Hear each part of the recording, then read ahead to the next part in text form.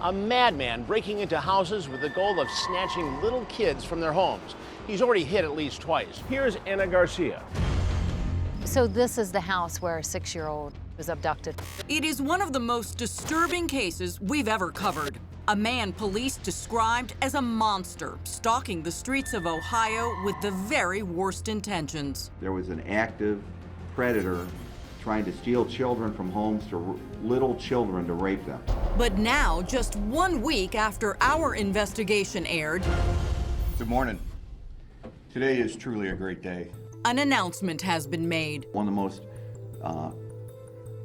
sick and warped people I've met in a long career will face justice. Crime Watch Daily's Elizabeth Smart has been covering the case with similarities to her own abduction since the beginning and has this to say about the major break. I think this will allow families to breathe a sigh of relief. It began earlier this year at the Elyria, Ohio home of Raymond Bondi and his 10-year-old daughter.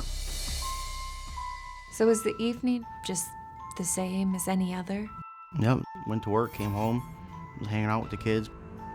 Just went to bed around 10 o'clock, normal day. Then, just before 4 a.m., his daughter came running in from across the hall. And said, Dad, someone's trying to grab my leg through the window.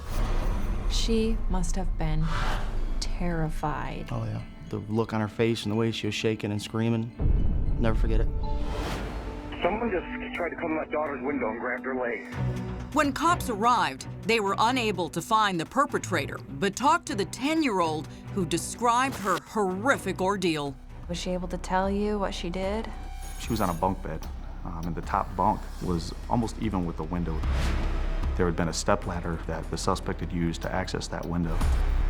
And when he reached in, she was equal level. She said she awoke when he grabbed her leg and pulled on her. And she was able to kick and pull away and free herself and run away. Then Ray learned the chilling words the man said to his daughter. He said if she says anything, he's gonna kill the whole family.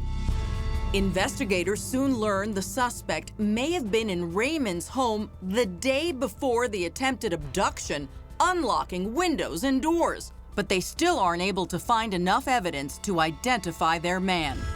Then, 3 months later, the monster strikes again.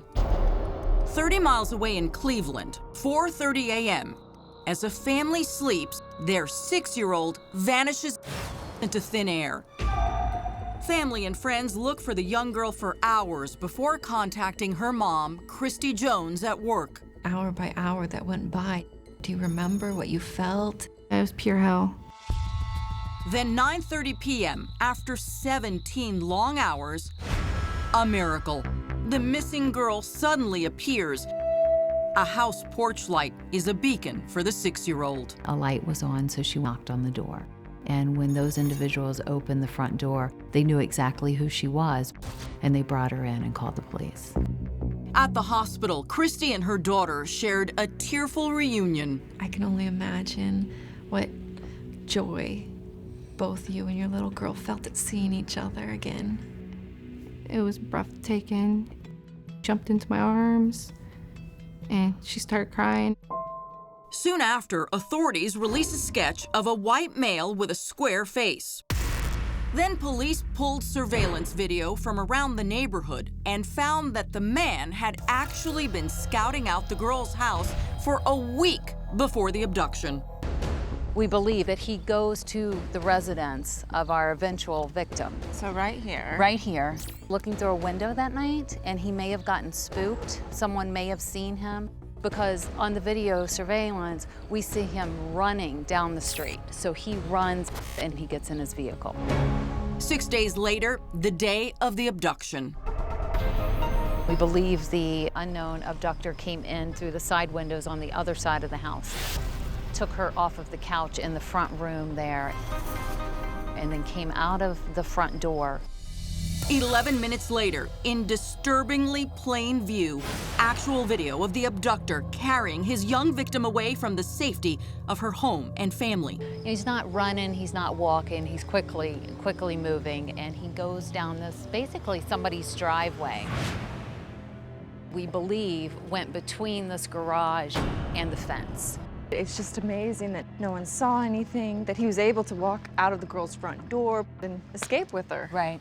Police did release this sketch and a photo of the suspect's unique car, but still. We had no leads.